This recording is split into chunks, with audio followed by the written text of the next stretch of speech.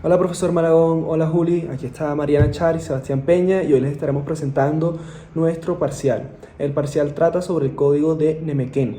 Nemequén fue el tercer zipa de Bacatá, o sea, es decir, fue el tercer gobernador de una región que se presentaba muy cerca aquí en Bogotá. Se puede comparar el código de Nemequén con la fuente principal del derecho hebreo, que era conocida como la ley mosaica. Igual que el código de Nemequén tenía tradición oral y religiosa.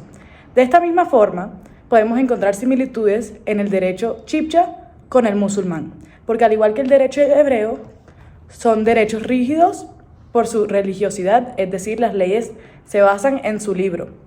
En el caso hebreo o musulmán, la Torá y el Corán, y en el caso chibcha se determinaban por su religión llamada religión muisca. El código de Nemequén, al igual que el derecho musulmán, son derechos de procedimiento oral también. Como se puede observar, la costumbre era una fuente de derecho importante para el derecho chibcha.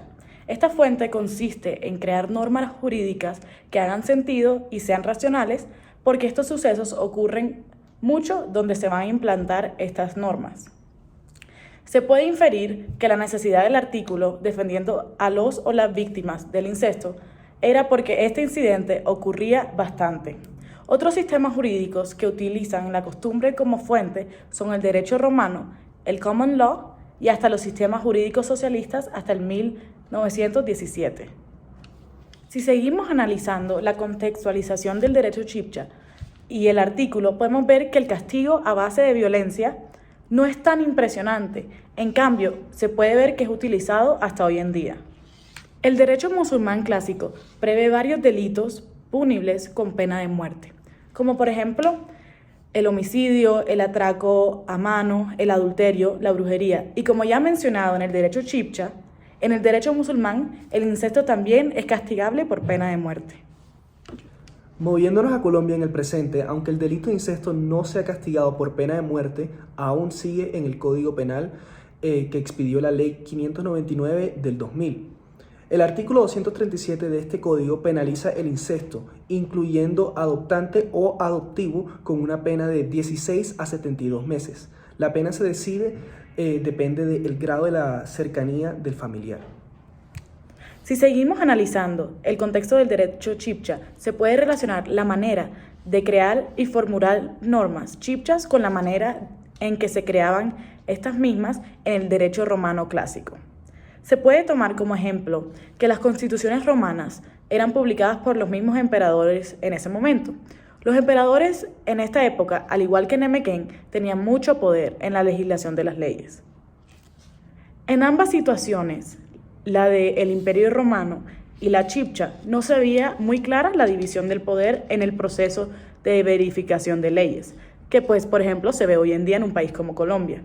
En cambio, estos líderes y gobernantes organizaban sus instituciones políticas y diseñaban su Estado como quisieran. En el derecho canónico también podemos ver que los papas, que son los gobernantes, también han redactado normas al igual que Nemequén, que luego en el 1140 las recopilan. Moviéndonos a un análisis un poco más extenso de lo que es el principal objetivo del código, podemos ver que después de la conquista española, el código seguía vigente según el cronista Luis Fernando de Piedrahíta. Esto se parece mucho a como vimos en el derecho socialista. Cuando los mongoles y Genghis Khan conquistaron Rusia, ellos siguieron practicando y rigiéndose bajo la Ruskaya Pravda.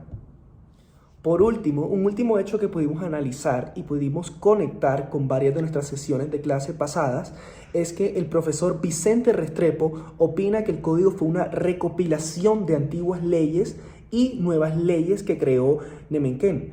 Fueron combinadas para así sea ponerlas vigentes para que puedan apropiarse a la necesidad del presente en ese tiempo. Esto nos recuerda mucho a la codificación justiniana, en el que especialmente en la sección novelas, donde puso las nuevas leyes y las combinó con las secciones pasadas que tenían leyes previas antes de esta codificación. Muchísimas gracias. Este va a ser el parcial de análisis por Sebastián Peña y Mariana Char. Un abrazo, los queremos mucho. Muchas gracias.